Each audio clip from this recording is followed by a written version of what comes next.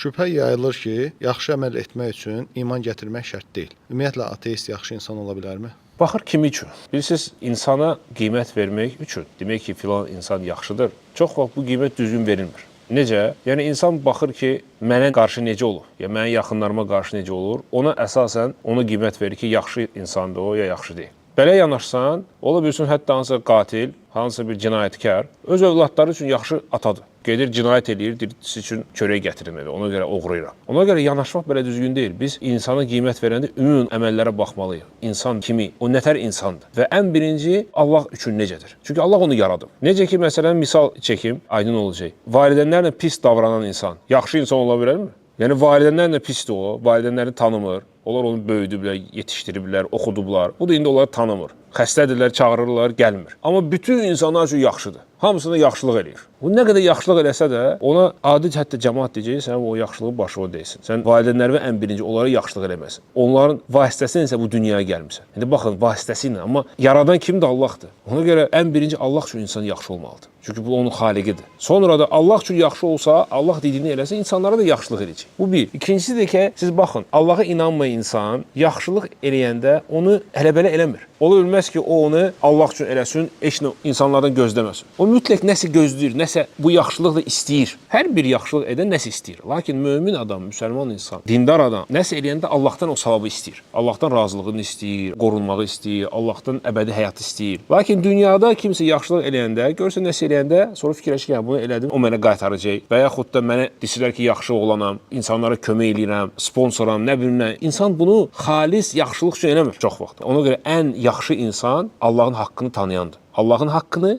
və onun qullarının haqqını tanıyandır. Bu ən kamil insandır. Və əksinə, ən pis insan da öz xaliqini tanımayan və onun qullarının haqqını verməyən. Belə yanaşmaq lazımdır bu məsələyə. Xülasə, insan Allaha inanmırsa, heç vaxt Allah üçün yaxşı insan ola bilməz. Çünki öz xaliqini tanımır. Necə ki, valideynləri tanımayan bir narşükür övlad kimi.